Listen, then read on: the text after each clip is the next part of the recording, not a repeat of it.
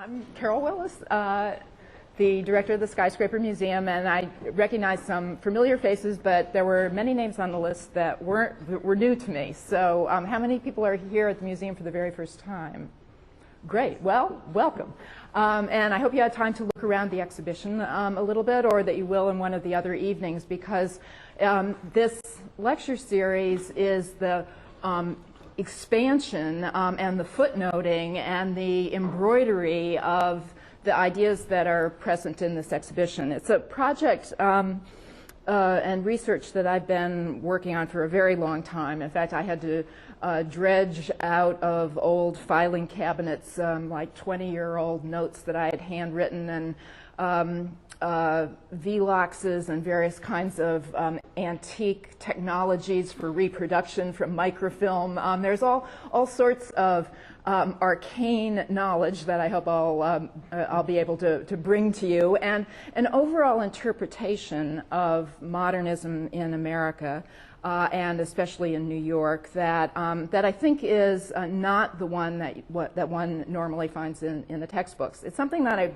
been working on for a very long time, and I'm very happy to return to, because in the meantime I started the Skyscraper Museum. And for those of you who don't know about its history, I founded the museum in 1996. Our first exhibition was in 1997 on Wall Street, at 44 Wall Street, and we occupied a series of vacant bank branches, and we were a nomadic institution until 2004, when we got this space, when we opened this space. So we've been here for almost 4 years.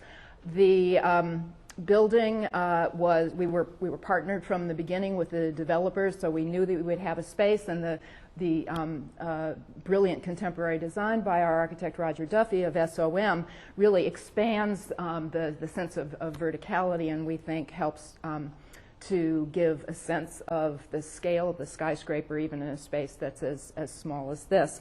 So, so when you do come back for other exhibitions and see this one, I hope that you'll feel, as we do, that we can constantly reinvent the space and also explore new ideas. Now, this exhibition is the first of 3 parts that's called Future City 2021.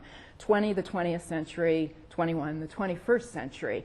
And by leading this series by looking at New York as the city of the future, we hope to also compare the developments in global urbanism today, and the embrace of the skyscraper as an instrument for modernization and urbanization that you see in the next exhibition, which will be called Vertical Cities, Hong Kong, New York, that will compare these 2 great skyscraper cities. And the third one, which is on Shanghai, that looks at new skyscrapers there in China, and one sees throughout China, as a kind of harbinger or forecast of the directions of the 21st century. So this exhibition is part an opportunity for me to indulge my great love of the 1920s, marginally more of the 1930s, but also to explore various ideas of my long time toiling in the libraries and the articles of the early 20th century. So what I hope to do in this series of talks, which, as you know, sort of continue to explore through the work of key figures. After tonight's overview, there's a featured evening on Hugh Ferris, another one on Harvey Wiley Corbett, a third one on Raymond Hood, and then a final one on Rockefeller Center, which allow me to go into detail within the careers of these really seminal architectural thinkers. Well, they're not always thought of as theoreticians, but I think I know I will make an argument tonight that they really came to terms with an idea of modern architecture that was born of the problems of the contemporary city, and that the most contemporary city in the world in the 1920s, of course, was New York. It probably still is. I mean, I would certainly argue that it is. But New York in the 1920s, in 1925, became the world's most populous city. Largest city in the world in population. It surpassed London with about 6 million people. And that idea of modernism taking shape, taking root in the skyscraper and finding expression through the technology of transportation, of tall buildings, and of the teeming populations of New York is what informs these ideas of the city of the future. There are several ideas that I'm going to reject, and then one I'm going to argue for about the idea of the future being the equivalent of modernism. The future is by definition modern, especially in 1900 and 1920s. So that I think that you can explore the idea of modernism through ideas of the city and through these architects' ideas. So that's what we're going to look at in these series of images. As you see when you came into the exhibition, the first image that really sets the stage, Manhattan Island, seen, envisioned as the city of the future by the architect Raymond Hood, who in 1929 proposed in a series of drawings that are in our exhibition here of a city 20 years hence. The project is called Manhattan 1950. And as you can see, skyscrapers explode at various hubs, separated by a rational system of transit. New York served by a multiplication of the bridges, about 24 of them. And as Hood imagined them, a community of bridge dwellers. And this is a drawing in the exhibition that has skyscraper pylons that become apartment communities where people can arrive by water or they can take the bridge across.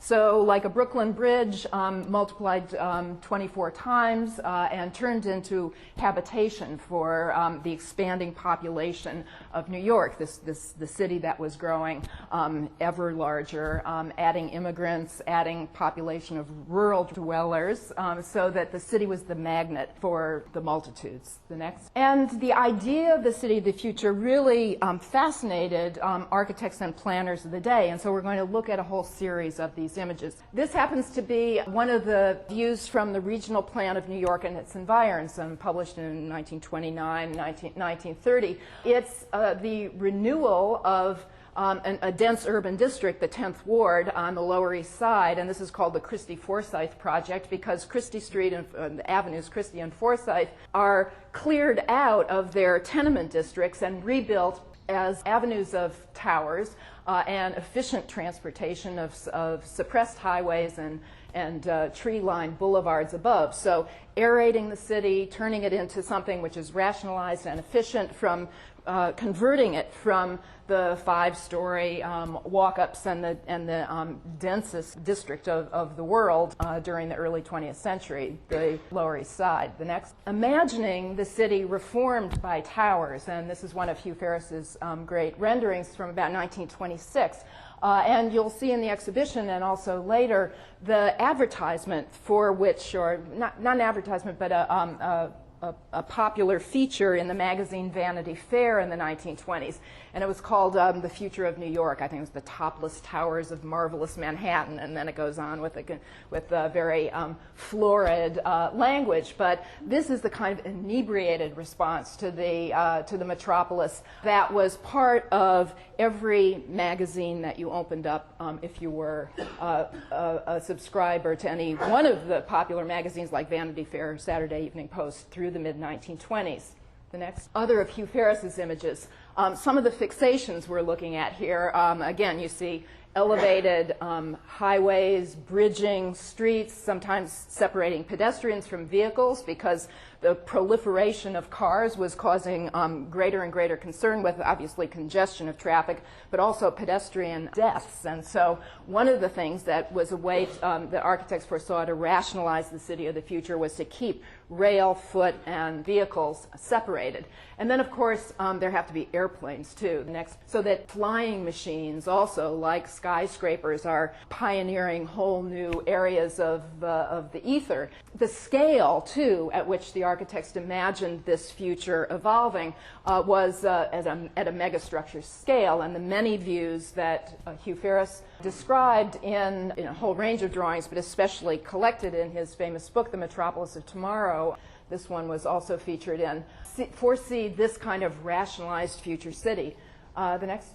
Like the big mural behind you, some of these ideas are taken to perhaps a logical conclusion, but certainly to an extreme. And I think, probably most of us would be profoundly distressed to occupy a city that looked like this. It's by an architect, Francisco Mujica, a Peruvian architect who was a professor in Mexico, who wrote a wonderful book that we have a copy of here called The History of the Skyscraper. And the very last plate of it is this 100-story city in a neo-American style. And he found and he explored the idea of an American roots for the stylistic development of the skyscraper, which he saw as the pre-Columbian or South American pyramids.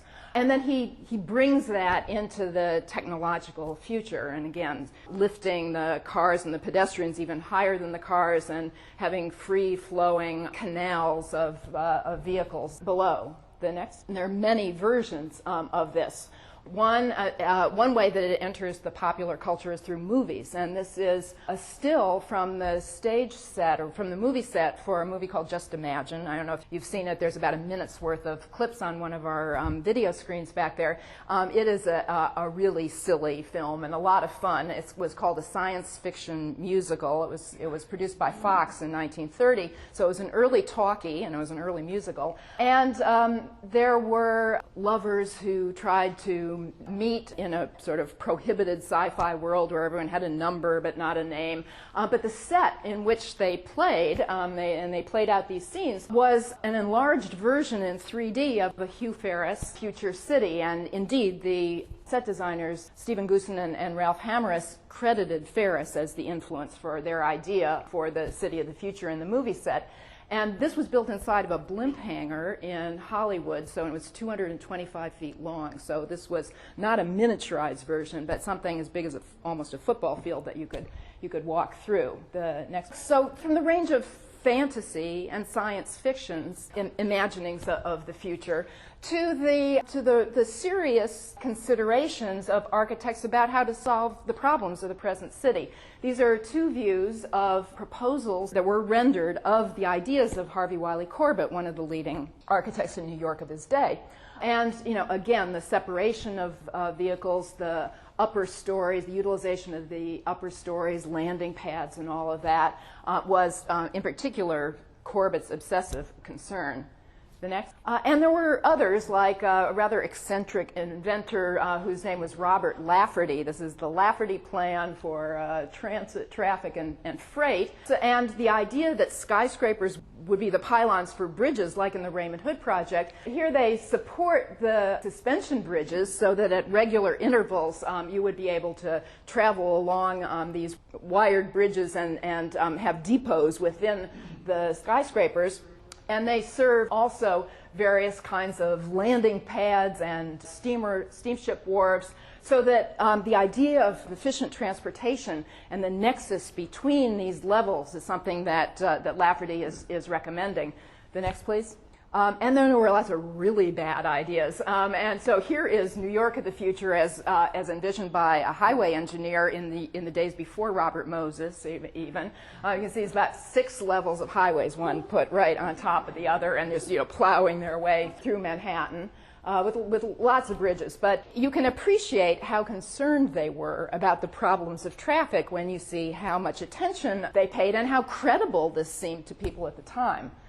The next. And, here's another really bad idea, having airplanes, which were rather small at the time, landing on the tops of skyscrapers with landing pads and runways that bridge the tops of towers in this giant pinwheel.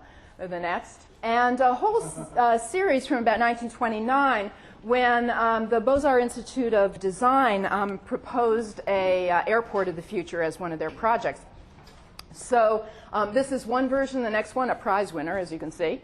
The next, or these giant stilted substructures for a landing pad that you can see is just off the East River in Lower Manhattan, because you can recognize the Woolworth building, the Singer building, and Bankers Trust here in the foreground. The next. Or blimps, which were, still a principal way that they imagined transporting people, like in ships. back and forth across the ocean, and indeed they did. And, how do you land them? You can land them after 1931. They thought, at the top of the Empire State Building, or you can moor them at the edge of the city and combine different kinds of aerial transport and land on the tops of skyscrapers there and go directly down to your meeting below or to some subway that'll take you up to Midtown.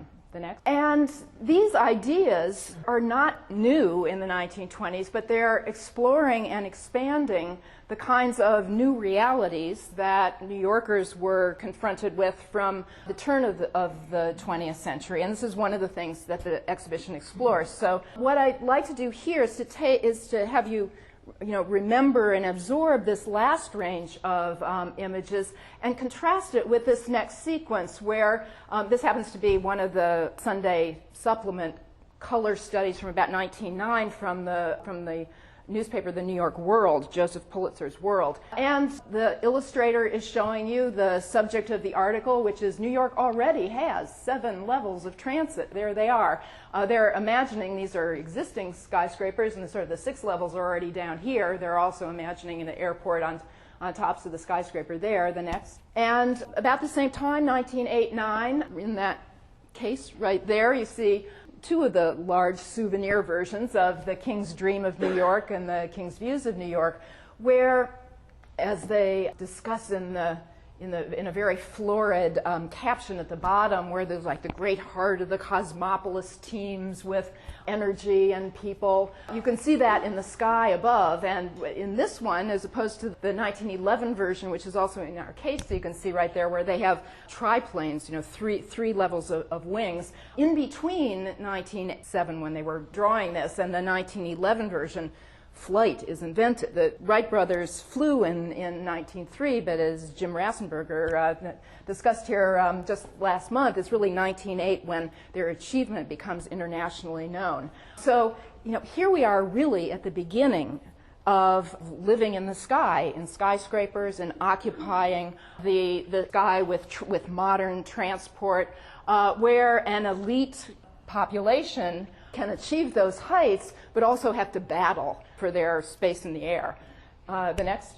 And as illustrators at the turn of the century, so I'm talking about a period from about 1900 through the early 19-teens, imagined the city of the future and illustrated it in this whole series of popular magazines. This one happens to be an image by William Robinson Lay, who later drew cowboys to make his name and his fortune, but he was an illustrator for the Cosmopolitan back in the early 20th century and lived in New York. Here he imagines the metropolis of the future as simply a more congested version of the city of the present, where buildings are extruded from their lot lines, as in the King's Views, straight up, where there isn't an extra air shaft, where there's hardly any sunshine, and the way to get from one side to another are bridges in the air because it's not worth descending to the street. The next. Then this really large view of an even earlier, a turn-of-the-century image, a projection, here by the illustrator Louis Biederman for, again, the New York World, and a projection at the turn of the 20th century of what New York would be in 1999, as you can see up in the corner. And here, the same idea that the city is growing without control. There's no way that you can manage the capitalist energy and dynamic. There's no way that technology isn't going to utterly change the way that you occupy urban space. So here, a buzz with airships, congested, chaotic. This is the idea that one sees as the city of the future through the teens. The next, please. However, it's in sharp contrast to what architects are imagining at the time. So that you see the Chicago plan of 1909, Daniel Burnham and others, conceived of and rendered by Jules Guérin here for the Commercial Club of Chicago, the businessmen of the city, and following in the tradition of the White City of the 1893 Columbian Exhibition, this idea of an ordered city on classical principles with broad avenues and diagonals, with tree-lined, light-filled thoroughfares, and with buildings, as Chicago had at the time, controlled by a building code that said no more than, in fact, at the time in Chicago, it was no more than, I think, 130 feet building heights, so a 14-story building. So Chicago, the city of skyscrapers, if we begrudgingly give them that they're the joint city of the invention of the skyscraper, along with New York, who at the same time as New York were pioneering tall buildings. By 1893, they had capped building heights at 130 feet.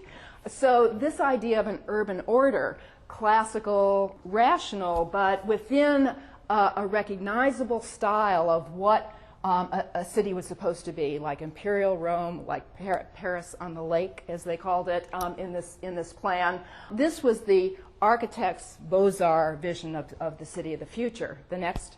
What I'm arguing then is that the 1920s version of the architect's city of the future is in sharp contrast to the illustrator's views of the turn of the century and to the architect's views of the turn of the century. By the 1920s, led by such delineators as artists as Hugh Ferris, because Hugh Ferris never built a building, and such architects as Harvey Wiley Corbett and Raymond Hood, men who were practitioners and not theoreticians, they nevertheless invented a vision. They drew on the contemporary city and the problems that they wanted to solve, and invented an idea of the city of the future that was rationalized and controlled.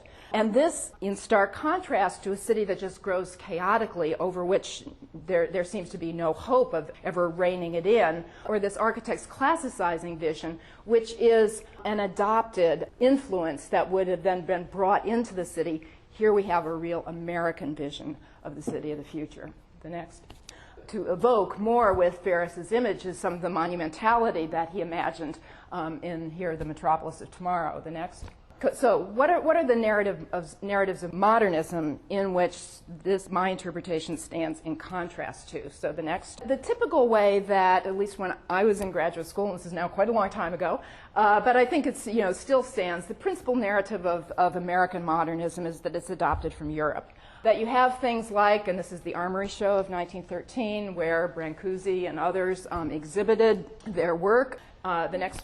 To 1931, when the international style is introduced to New York, at least in the guise of an exhibition at the Just Born Museum of Modern Art, which doesn't have a home yet, but is being shown here in temporary quarters in the Heckscher Building, where you see in pictures and in models with the Villa Savoie, Le Corbusier's Villa Savoie, you see this vision of a modern architecture that came to be called the international style, but was called then a modern architecture. So between the European influences of the Cubists, the Futurists, and all of the other avant-garde isms that were brought from Europe to the U.S., or either by European architects who came to New York to experience the city and to promote themselves, or Americans who went to Europe to study in Paris, let's say, at the École des Beaux-Arts, whether they were architects or artists, and to absorb the ideas of the School of Paris or of Cubism and bring them back to the United States, where people like Stieglitz and others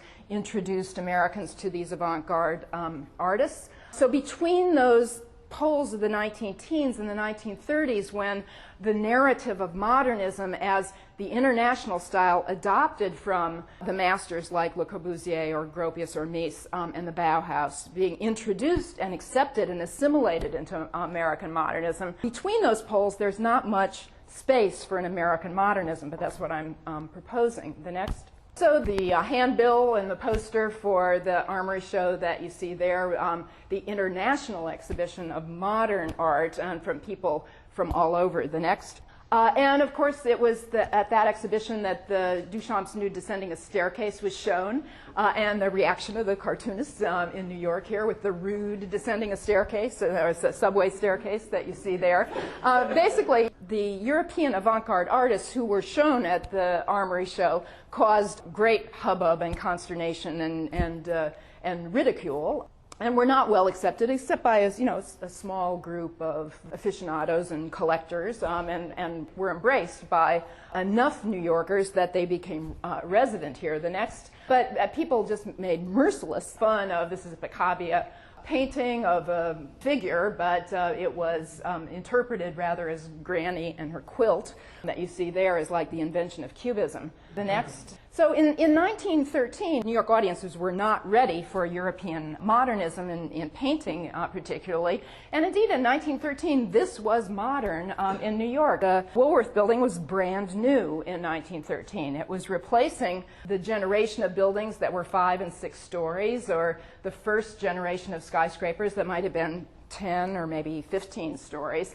But at 55 stories and 792 feet, the world's tallest building was certainly a demonstration of American know-how, of technological and engineering prowess, but it certainly wasn't a dramatic statement of modernity in architecture. It was called the Cathedral of Commerce. And in its Gothicizing style, it certainly represented what the architectural community thought was a beautiful building. It was well received. But it absolutely participated in the battle within American architecture, which was pretty much a continuation of the 19th century. In what style shall we build?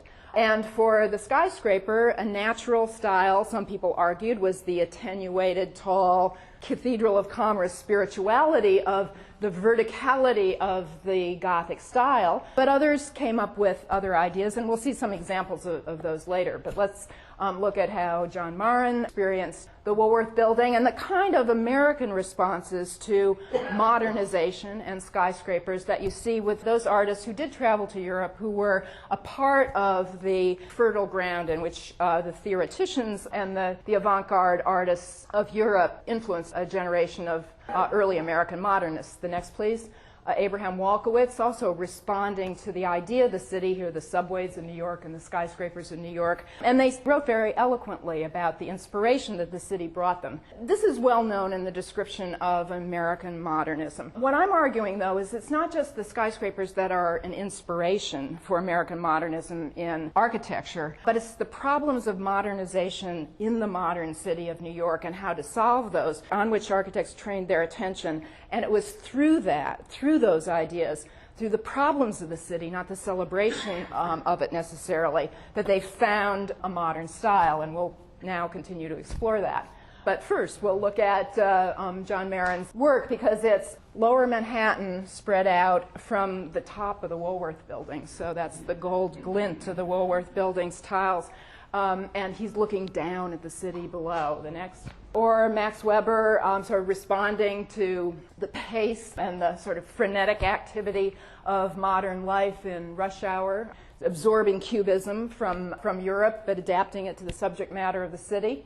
The next. Or by 1917, a truly heretical avant-garde artist, again, Marcel Duchamp as Armut, showing at one of the exhibitions, to the outrage of many, his urinal signed as a ready-made work of art. But it's shown here in the pages of The Blind Man, which was one of these small magazines, the Anti-Bourgeois, the Little Review, a whole series of magazines that were published by a group of bohemians who lived in Greenwich Village, who advanced very anti-establishment ideas, and really had a world and a culture which was completely separate from the architects of the period. So these are a sort of a theoretical and a social disconnect between the kind of modernism that is going to play out in what we look at here, although there's a little bit of overlap. And when we come back to the Machine Age exhibition in 1927 in New York, and Hugh Ferris's participation, he was actually a friend and colleague of the producer of some of these little magazines, the Little Review. The next. So the European modernism in architecture, now that we've looked away from the art movements, the visual arts, specifically to architecture, again, this is the International Style Show that was curated by Henry Russell Hitchcock and Philip Johnson at the Museum of Modern Art, Young Museum of Modern Art in 1931. The next. And what they were showing, of course, is the architecture of the European avant-garde, like Le Corbusier and his 1929 Villa Savoye, the next. But from his earlier ideas, you're seeing it in an American sort of survey book of modernism.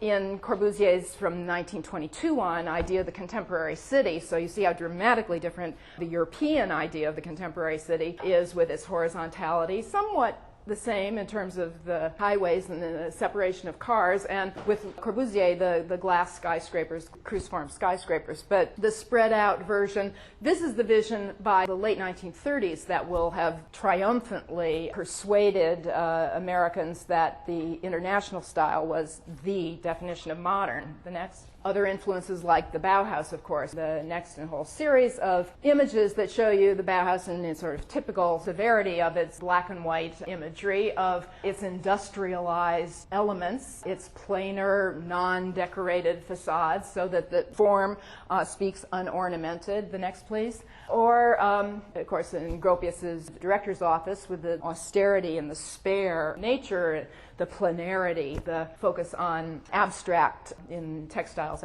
on abstraction as a definition of modern. Next. Or in the housing projects by Mies van der Rohe, the next place, at the Wiesenhof in Stuttgart, the big housing exhibition in 1927, where the emphatic horizontals, whether they're banded windows or these continuous balconies, give you the sense of the horizontal stretch that was emphasized and was one of the 5 characteristics that were outlined by Hitchcock and Johnson. The next.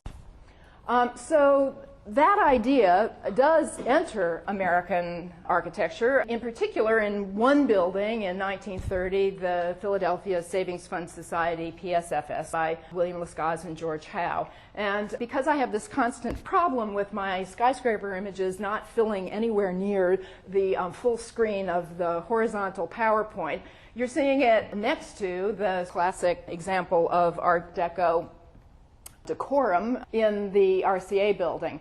And I should have an article to recommend to you, those of you who have access to JSTOR. You can retrieve this 1965 article, which is really quite excellent, on the relevance of the decade by Robert A.M. Stern. And he, of course, has since written a whole number of books on New York architecture, including one on 1930, where he talks about modern classicism. But back in, can you believe this is 1965, he wrote this article, over 40 years ago, for a paper that he delivered at the Society of Architectural Historians. And it was at a time when there was absolutely no questioning of the idea that European international style modernism was modernism. That was the only definition that was orthodox and appropriate.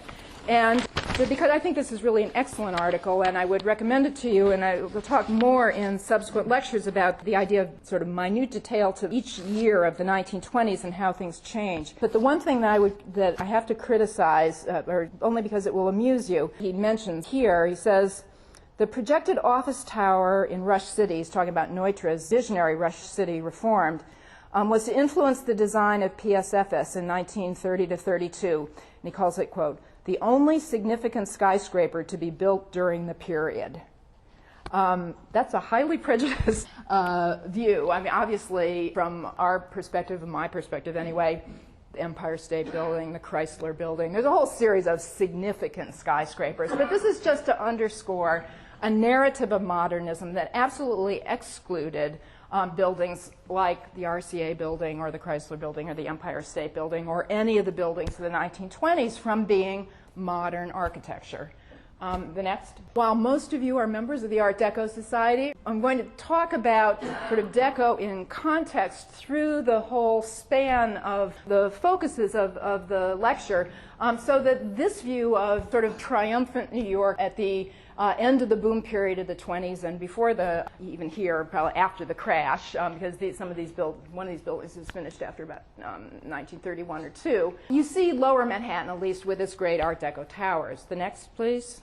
And the influence of another modernism, another narrative of modernism that really develops as a narrative from the 1970s on. And when I started graduate school at Columbia, my teacher, Rosemary Bletter, had just finished her book on skyscraper-style Art Deco New York. And that was the first book that really took seriously by an academic architectural historian the architecture of this period, or Art Deco architecture.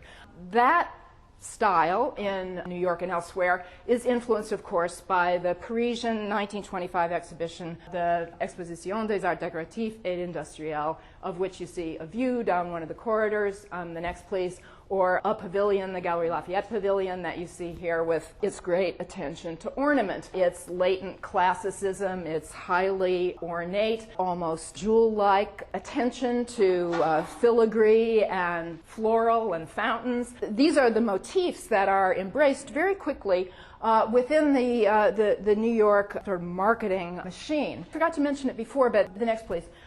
As we pay attention now to the 1920s as they unfold in the decade, I think it's worth drawing the analogy today, which seems to me so appropriate, between the idea of modernism that exists in the early 20s or the mid-1920s and by the late 1920s. Because if you think today about green building and sustainability, the same sort of entry and dissemination within the culture has existed in the last 2 years with green. We did an exhibition called Green Towers for New York that went up in January of 2006, so 2 years ago. And that was, everything was new then. We were featuring people who already had buildings that were being built. They were the pioneers and we were showcasing them. But 2 years later, green is everywhere. It's full-page advertisements in the New York Times. It's the greenwashing of BP and Exxon and everybody else. You can't get away from green in the popular culture. And that's exactly what happened in modernism between about 1926, 7, and 1929. That explosion about the idea of what modernism was, the embrace of it throughout the culture, is something that came very quickly but was preceded by regular steps that are rational, that make sense, that make us understand modernism in a different way. And when you think about how it's necessary not to elide the popularity of modernism by 1928 and 29, when everybody knew about it, with the origins of it in 1922, 3, 4, 5, 6, you have the essence of my argument about a different kind of way of understanding American modernism. The next, please. Now, the way that everybody understood for a long time American modernism was that it belonged to one man, Frank Lloyd Wright. He was interested in the skyscraper early on. The next, please. By actually the 1920s, he was in decline. That is, his life was a mess. He was near bankruptcy. He had a few commissions in California, in Japan. I mean, they were significant commissions, but he wasn't in the mainstream anymore. He wasn't a newsmaker so much. He kept trying to get attention with buildings like the National Life Insurance building that you see there. And indeed, by 1929, this is the frontispiece from an important book called The New World Architecture by Sheldon Cheney. Sheldon and Martha, they were co-authors. She doesn't appear on the title page, however. The next, please. Now, the narrative of American modernism, when seen from the vantage of the Eurocentrism that long ruled this academic interpretation, looks at the key event of the early 1920s, the Chicago Tribune competition. Certainly in the history of the skyscraper it's that. But it takes the Tribune competition as a manifest demonstration of the conservatism, the hopeless conservatism of American architects. The next, please. It was run in 1922. It was won by Raymond Hood with his Gothic tower together with John Mead Howells. And, most scholars and people at the time said, oh, God, what a shame. Well, when will America ever pull itself out of the mire of 19th century historicism? Please. This is what the judging hall looked like, so you can see the scale of the entries. The next, please.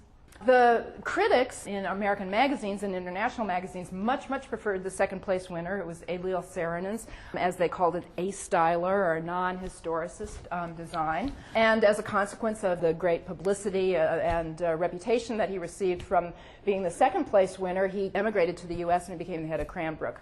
The next, please, and then the father of Eero Saarinen. And then other entrants that, again, for most critics, confirmed how hopelessly ridiculously conservative American architects were. This is Harvey Wiley Corbett's entry. So in 1922, this is what he thought might well be a prize-winning design. It didn't even get honorable mention, though, but we'll see some of the next, please. The other one's Louis Bourgeois, again, in sort of a Gothic stretch. The next got an honorable mention, as did the design of Benjamin Wister Morris, sort of classicizing New York-based architects. The next, please. Or, this is always one of my favorites, Frank Fort, who also got an honorable mention and put a little temple on top of his stretched base. But we'll see this in Hugh Ferris drawings of the same year. The next, please. Or Ralph Walker, who became one of the great modern architects of the late 20s, or Art Deco, if you want to call him that, who designed the Irving Plaza Tower at 1 Wall Street. The next. But, in contrast to the Europeans, I mean, this was, people argue about whether this was a joke or serious or what was his motivation, but this is the great columnar form that, like the newspaper column, they think it's a play on, of Adolf Loos, a black basalt building that he imagined as a homage to the column, or perhaps to American newspapers, or perhaps just a jeer at America's attachment to classicism. The next. The modernist entries by, this is Bijouet, who was a Dutch architect. And you can see the horizontality of, we would call it kind of streamlined style, but you recognize the Stuttgart Siedlungen housing vocabulary that we saw as examples of Mies's work. The next, please. Or Max Taut, who prefigures the glass and steel box of post-war modernism. The next.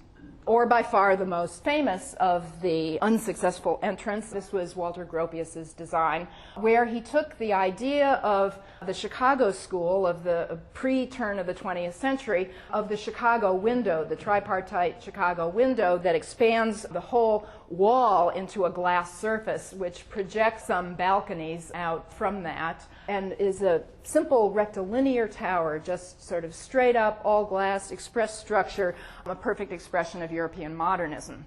The next, please. And look back at, a brief look at someone who's very important within the whole description of this evolution of American modernism, but doesn't get all that much credit, and it's Bertram Goodhue, who also got an honorable mention with this design. And the thing that I want to point out, and I will continue over the course of these lectures to emphasize, is the simplicity of mass and the treatment of the building as a sort of carved lithic form.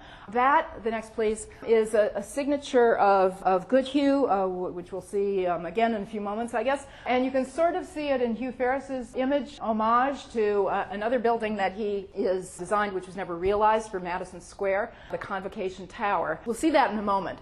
But also in 1922, the Tribune competition has always been seen as the sort of hallmark event around which you can interpret the status of modern architectural thinking in America in the early 20s. But this is also 1922, March 19th, 1922. It's in our exhibition. It's a very, very important sequence of drawings that were created by Hugh Ferris in 1922 called the 4 Stages of the Zoning Envelope. And the zoning had been written and passed into law in 1916. It had already been in effect in New York for 6 years, the setback zoning, which we'll talk about in great detail in other lectures. But what you can see here, too, is in 1922, the idea that Ferris was already interpreting, actually with the help of Harvey Wiley Corbett, of the way that zoning would affect the future city. So he's extrapolating from the conditions and the new constraints of the building code in New York and imagining how the city will evolve in the future from that. And so in this very important article in the New York Times magazine in 1922, he promoted that idea.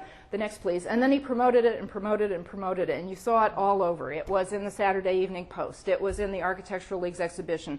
The drawings, which are now in the collection of the Cooper Hewitt Museum, traveled across America in a series of exhibitions. It was in a series of textbooks of the period. Everywhere you looked, in architectural magazines, but also in popular magazines, in the Saturday Evening Post, the idea of the zoning envelope and those 4 drawings were featured.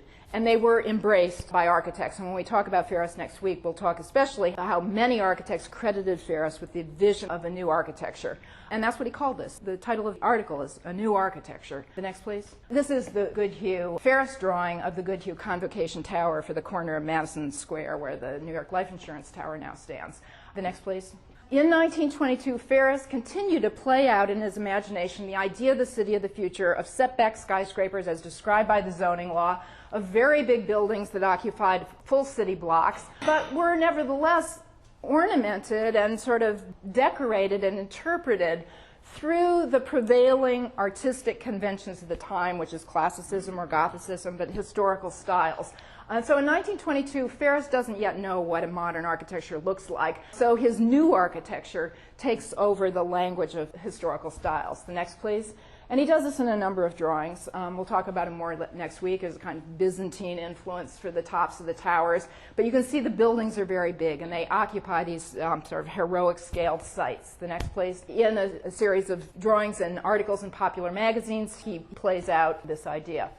The next. But at the same time, he starts to develop another idea about modern architecture, not just new architecture, that takes the direction of abstraction. And this is called crude clay for architects. And when we made the model of the zoning law in the exhibition, we had one of our talented staff sculpt in plasticine, which is the way that architects worked in the 1920s when they were molding and modeling things. He treats the buildings as if they're solid forms sculpted down. And these are the diagonals of the zoning envelope that you saw in those 4 drawings. The next, please. And when they're cut off into the rectilinear forms of steel cage construction, here it's called, that one's crude clay for architects, this one is buildings and the modeling is the title of this drawing. And the buildings become these mountainous, gigantic abstractions, sculptural forms. The next, please. And modernism takes the direction in American architecture, especially in New York, shaped by the template of the zoning law, unveiled by the vision of Hugh Ferris, pared down to the simplicity of form that became the equivalent of a modern style.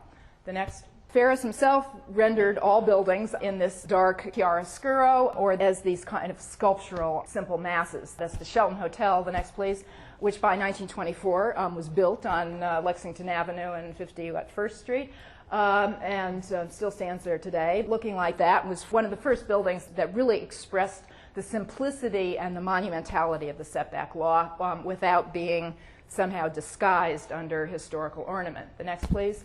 And there's a whole series of buildings, like the Barclay Vesey Telephone Building of about 1924 by Ralph Walker, that pursued this same idea. It's an idea that often gets called Art Deco, but for me is a new kind of treatment of modernism, which has to do with form, not with ornament. The next, please. The other obsessions and other practitioners, like Harvey Wiley Corbett, who collaborated with Ferris for Ferris's drawing here of a setback city of skyscrapers, again focusing on his particular preoccupation with traffic separation. The next, please. In a series of drawings that were made for the Regional Plan of New York and its environs in 1923 and 1924. So what I'm doing now is taking apart the 1920s and showing you the evolution of a modernism that happens from 1922, 1923, 1924, which is a logical progression of ideas that express themselves first with a kind of historicism laid over the top, but increasingly as the decade progresses through a dramatic abstraction that is the equivalent of the direction of an evolution of a modern style of architecture. The next, please. In an event in 1925 called the Titan City at the Wanamaker store. The next, please, just to show you a few examples of actually Hugh Ferris's drawings of the zoning envelope on the selling floor of the men's suit department with a monoplane in the middle. It was bought for this occasion by John Wanamaker. He was like so excited about airplanes, and he bought this one in order to feature it right in the center as a, as a publicity and an attraction. But the Titan City explored the history of New York. It was the tercentennial celebration, a 300-year celebration of from 1626 to 1926, New York's history, but then New York of the future, the Titan City, a city of skyscraper megastructures. The next, please. Ferris is painting the murals here in his studio, and you see the very good Hueyan central cathedral, as well as some of the other airports on roofs and all of that. The next, please. Raymond Hood's idea of the bridge buildings is something that they collaborated on in a number of different works, and this is Ferris's version of it. The next, please. Or someone else rendered for Harvey Wiley Corbett, a different artist, but for the same occasion, for the Titan City, this bridge buildings and monumental skyscrapers lining highways. The next. This obsessive interest with the future at a time that New York was changing so dramatically and was looking to identify a style that was modern really enters popular culture and artistic culture. From Titan City was 1925, it's still a little corny in the imagery. By 1926, and especially 1927, which is the subject of Robert Stern's article. 1927 is really sort of a key year. A lot of things happen then. End of the Model T, beginning of the Model A. Lindbergh flies across the Atlantic. There's a tremendous amount of technological shifts. And the idea of modernism as the machine age is played out in a whole range of venues. And in this artist's exhibition, the next please, for which Hugh Ferris was the organizer of the architectural section, and for which he designed a glass skyscraper designed by Hugh Ferris, will be a sensational feature. The next please. It probably looks something like this, which is skyscrapers that he drew for Raymond Hood on commission for a popular magazine. Next. Or something like these sort of glowing glass buildings, rather crystalline, faceted, seem to glow from within as if they predict a glass architecture rather than a stone lithic monumentality. This is the page from Vanity Fair, a prophetic glimpse by Hugh Ferris of the topless towers of marvelous Manhattan. The next. Or his famous drawing of 1929, so a couple of years after this, of philosophy, which is featured in The Metropolis of Tomorrow. Or next. Or the design that he rendered for his friend and often client, Harvey Wiley Corbett, for a skyscraper that dramatically contrasted with the world's tallest tower in 1909. This was the new Metropolitan Life Tower that was imagined as alternately as an 80-story or 100-story building. It was never a very realistic design, even as it was described to be glass with metal mullions, and that violated the building code in New York at the time. So we know that this was something that was just floated out there as a trial balloon kind of thing, or to generate interest, but they didn't really plan to build it. But nevertheless, it expressed many of those ideas that we can see are being born at the time, a glass architecture, at a time that there was no technological capacity to build that. The next, please. So now we're getting now to the end and a predictor of the series of themes that we'll explore in the next 4 talks. Here we have Harvey Wiley Corbett and Raymond Hood and others of the associated architects of Rockefeller Center looking at the models of the massing, and you can see they're made of plastic. They're thought of as solid masses. They're sculpted like Hugh Ferris's drawings. And here they are pretending to move things around and think about how these buildings are disposed on the site. The next, please. On this extremely large site. As early as 1924, Corbett was thinking of an art center for the future. Ferris rendered it for him. It was commissioned by the Regional Plan of New York and its environs to imagine the future city by a series of very serious planners, urbanists, the demographers, and the fellows who came together to be, they were of course men, the planners of the Regional Plan of New York were serious urbanists on a crusade to transform the city in the modern era. They commissioned a few images, and this is the one by Corbett's conception and Ferris's hand. The next, please. Corbett then became fascinated by the idea of the Art Center. He proposed it for the first version of the limited competition for the Rockefeller Center, and this is the rendering Ferris did for him on that occasion. And then the next one. And it looks very much the direction of the development of the actual Rockefeller Center, and again, rendered in plasticine, where you can see the roof gardens, you can see the tower masses. You can see, the next one, please. You can see the vision of the city of the future that we've looked at across the 1920s. Materialized in Manhattan in 3 blocks between avenues, 3 cross streets long, an avenue wide, a swath of the city on a scale, 22 acres, the same size as Atlantic Yards today, of an ideal urbanism that actually is realized. The city of the future built in New York. And it's that idea that we'll continue to explore in other lectures, and which helps us, I think, understand, to grasp the optimism that these architects brought to their attempts to grapple with, to cope with the problems of the contemporary city. And they found a solution in modern architecture, and in doing so, in looking into the future, they defined modernism. And in drawing that future, they helped to create an American modernism that's born of the city. It's a function of urban problems. It's a solution to these conundrums of the congestion of the city. It's a rational agenda for reforming the city. I think it doesn't work on the scale of Mujica. On the scale of Rockefeller Center, probably the most beloved and triumphant urban design that American architects have ever created, it seems to have lasting power. The next, please. There's just a couple more slides to sort of summarize again the historiography of modernism that we looked at, the way subsequent generations looked back and interpreted what was happening in the 1920s and the 1930s from the point of view of a triumphant international style modernism. But in the 1920s, the cover of Sheldon Cheney's book, 1929, when the New World Architecture was published, the cover shows this same kind of Farisian idea of an architecture of mass, the architecture of sculpted form, of abstract, unornamented forms like the Bauhaus, but solid, not void.